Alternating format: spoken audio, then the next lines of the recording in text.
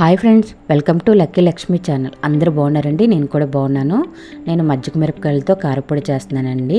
అదేనండి, ఊర మిరపకాయలు కూడా అంటారు కదా, దాంతో కారపొడి చేస్తున్నాను. కావాల్సిన పదార్థాలు తయారు చేసే విధానం చూపిస్తాను చూడండి.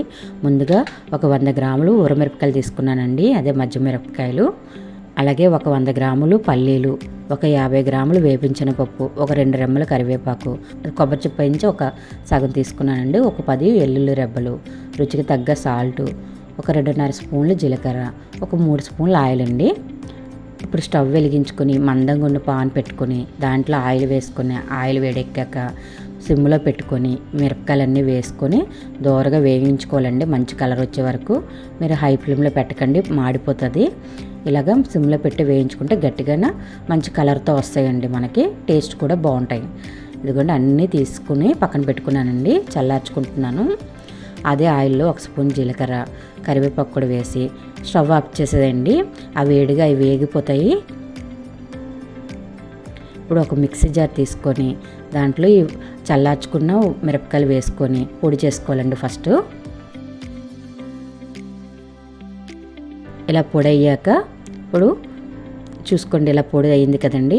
ఇప్పుడు వేపించనపు వేసుకొని అలాగే పల్లీలు కూడా వేసుకున్నాక, పల్లీలు వేయించుకుని వేసుకుంటున్నానండి.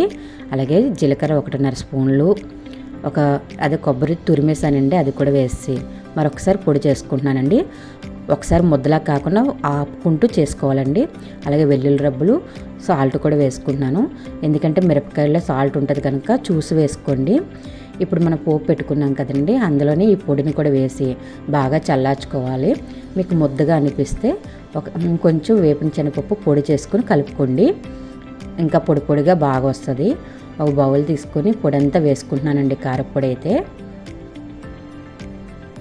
ఇది ఇడ్లీలోకి, దోశల్లోకి, రైస్లోకి వేడి వేడి రైస్ పెట్టుకొని దాంట్లో నెయ్యి వేసుకుని కలుపుకున్న చాలా రుచిగా కమ్మగా ఉంటుందండి ఈ మజ్జిగ మిరపకాయల కారపొడి.